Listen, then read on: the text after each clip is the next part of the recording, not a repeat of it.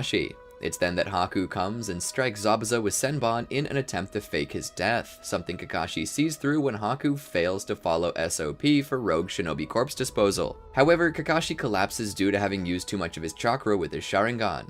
Naruto comes to his side and begins to heal him, and suddenly Kakashi feels his fatigue leave, and he feels as if his wounds have healed as well. He stands back up better than ever, and thanks to Naruto. They head to Tezuna's home, where Kakashi forces them to do some training, such as running up trees to help with their chakra control. However, Naruto aces this in his very first shot, and even runs back down the tree too, displaying his pure ability, something that Sasuke is growing tired of. They return to Tezuna's home, where they wait to complete their mission. Sasuke works hard trying to catch up, and instead it is he who oversleeps on the day that the mission is completed. Upon waking up, Sasuke would leave to join the others, managing to save Tsunami and Inari from the kidnapping as he does so. On the bridge, Naruto is waiting, but suddenly Haku and Zabuza show up to cause issues. Zabuza goes for a rematch with Kakashi as Naruto is pitted against Haku, who uses his demonic mirroring ice crystals technique to trap Naruto. Sasuke shows up, but he attempts to attack from the outside. Naruto would attempt to destroy the mirrors, but the moment he does, a new one appears. He manages to defend himself with the truth-seeking orbs as he activates Six Paths Sage Mode. Naruto thinks of a way out of this and then realizes that he's looking right at it.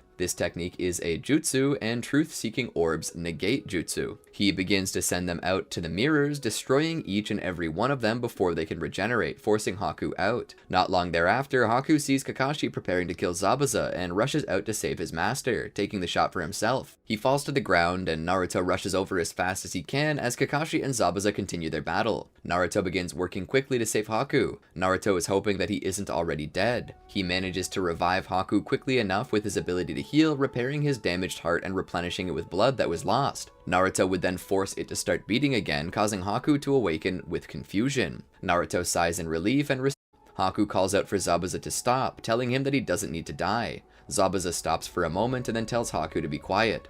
Naruto tells Zabuza that he doesn't need to die for this mission, and that he had something to live for. He has a true friend, and that's worth more than all the gold Gato is offering. Zabuza looks back at Haku, whose eyes are watery, fearful that his mentor will die.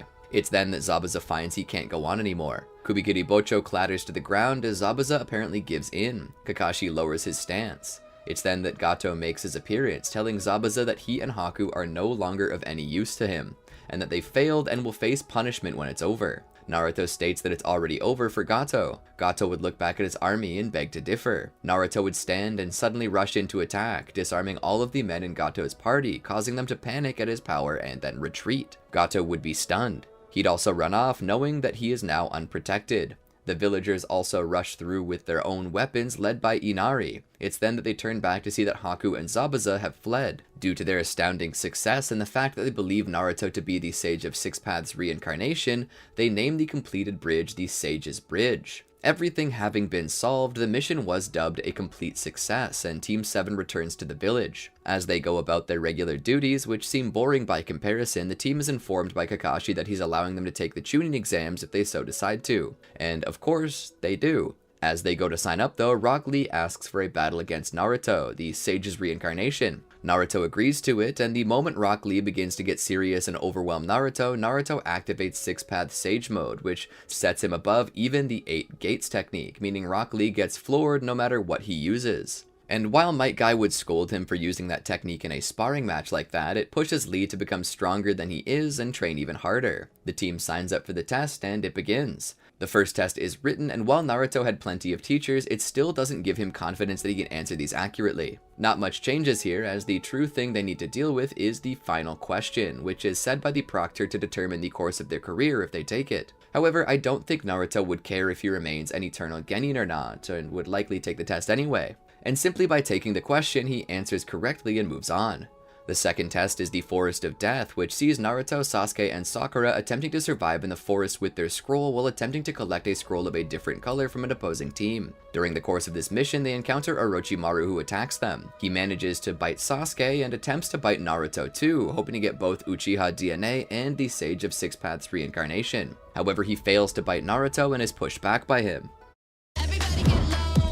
Maybelline Superstay Vinyl Ink, where shine meets... Sasuke falls unconscious and is brought to a safe location where Naruto would begin to try and heal him. He would check the wound on the back of the neck, assuming it was poison, only to find that it was a curse mark. Knowing that it can't be anything good, Naruto opts to remove the curse mark using his creation of all things technique to disperse the mark as well as the chakra that comes with it, and disperses it into the air as smoke. Sasuke would awaken moments later as Sakura hugs him. Sasuke asked what happened, and Naruto states that Orochimaru attempted to brand him with a curse mark, but that Naruto removed it. Sasuke would then offer him thanks, and Naruto would tell him that he's just glad that he's still alive. Naruto and the team would take a small break before moving on and collecting their scroll. They would make it to the center of the forest to the arena, where they'd be informed that they passed by Iruka-sensei. They would then prepare for the preliminaries of the third round. Sasuke, due to having had the curse mark removed already, manages to defeat his opponent with relative ease. Sakura still double KOs with Ino when Naruto flat out stomps Kiba.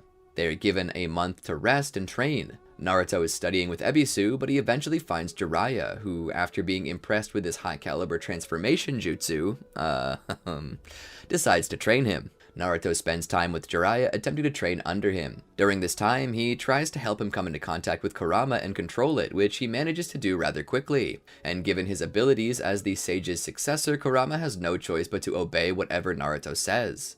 Naruto masters the Nine Tails on the spot, achieving Kurama Chakra mode to mix with Six Path Sage mode.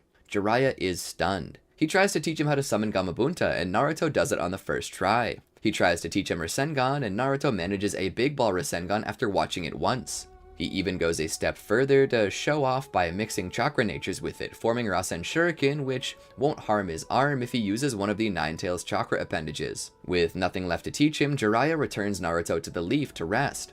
When time comes to return to the arena for the finals, Naruto is there. He's set up to fight against Neji Hyuga, however all bets are on Naruto, and Neji's really getting nervous, as he should. As soon as the battle starts, Naruto blitzes and it's all over. As for Sasuke versus Gaara, that turns out to be the same actually.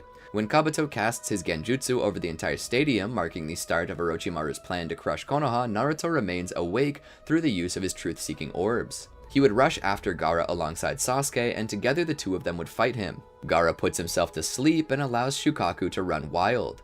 Naruto responds by using his Six Paths Kunitsukami technique, forming a massive three-faced, six-armed Kurama avatar, which makes beating Shukaku look like a kid kicking down a sandcastle. Naruto would find Gaara and would offer him some healing to bring him back to full strength. He realizes that Gaara rarely sleeps because if he does, Shukaku will come out. Naruto decides to help Gaara in that respect by strengthening and customizing his seal to give him greater control over his tailed beast with less risk, not too dissimilar from what Naruto uses. Gaara is confused. Naruto smiles at him kindly and tells him that he knows what it's like to live with a tailed beast, and tells him that when he gets back to Suna to sleep peacefully, knowing that Shukaku can't escape again. Gaara is floored by Naruto's kindness, a smile that melts even the most icy of hearts. Naruto then steps out of the way and allows Temari and Kankuro to rescue their brother. He lets them escape. Returning to the village, they find that the plan to destroy Konoha has been foiled, but that the third Hokage is dead. After a time of mourning, in which Naruto comforts Konohamaru, the one he deemed his little brother, he would head off with Jiraiya on a special mission to find and recruit Tsunade to be their new Kage. Along the way, though, they're attacked by Itachi and Kisame. Not long after, Sasuke shows up and attempts to defeat Itachi, but is instead defeated and cast under the Tsukiyomi, forced to relive the deaths of his parents over and over again. Might Guy appears and drives the two Akatsuki members off. Naruto comes to Sasuke's side and awakens him using his Six Paths power. Sasuke seems upset and curses himself for being too weak to beat Itachi. Naruto looks at Sasuke and smiles. Guy then helps Sasuke back to Konoha with him.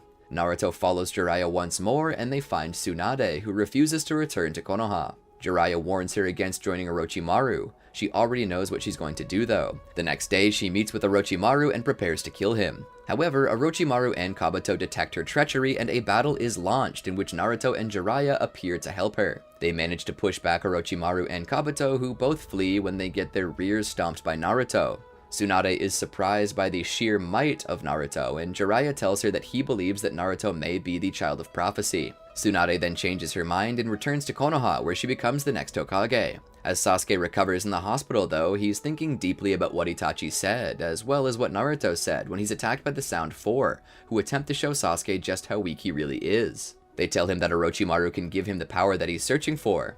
They leave Sasuke alone with his thoughts, and as he sits there he weighs it out. Should he go to Orochimaru, or should he stay in Konoha with his friends? He hears Naruto say that this is what a team is for, so that whenever one needs help, the others can pitch in. And astoundingly, Sasuke decides to stay in Konoha. From that point on, there is a 2.5-year time skip. During that time, Naruto does not go off with Jiraiya as he already knows pretty much everything that he could have taught him. Sasuke, on the other hand, has one heck of a time training with Kakashi, Naruto, and Sakura. Sakura studies to become a medical nin under Tsunade. Word then comes down that Gaara has been kidnapped and Team Kakashi as well as Team Guy are sent to save him. Naruto would manage to heal Kankuro of the poison, and Kankuro tells them where to find Gaara. They go off to find him and are stopped by the Itachi and Kisame clones, though Naruto obliterates them in almost no time flat. Naruto and the others would then go to where Kankuro told them and find the Akatsuki's hideout. They bring the barrier down awfully fast and get in and manage to stop Sasori and Deidara from taking Shukaku.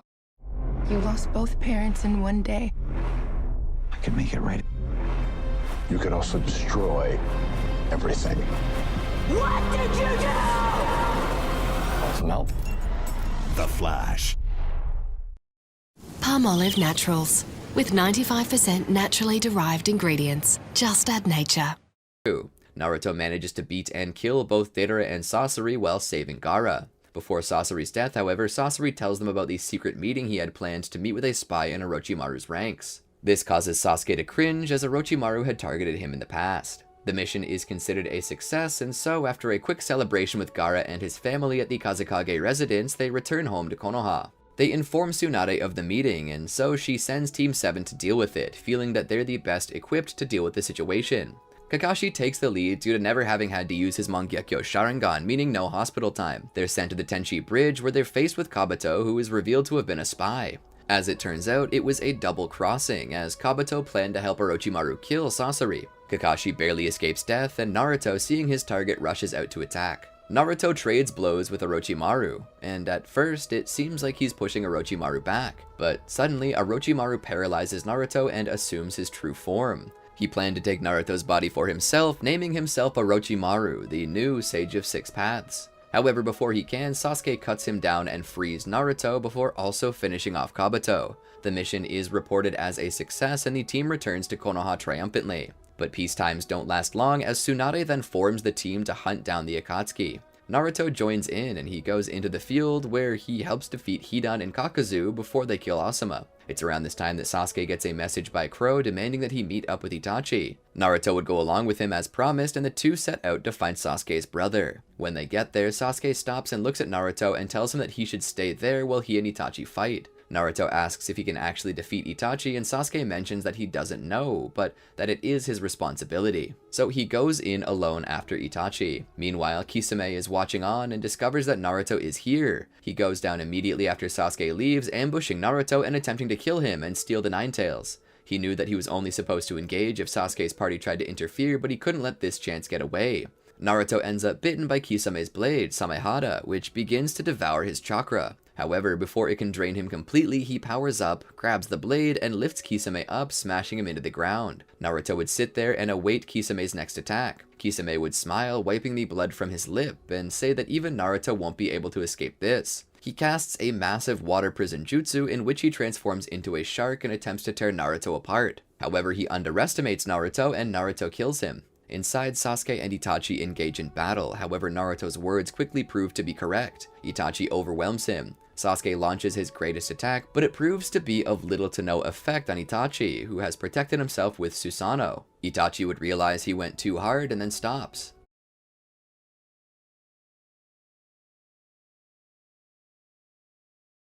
Knowing the end of his life is drawing near, he confesses to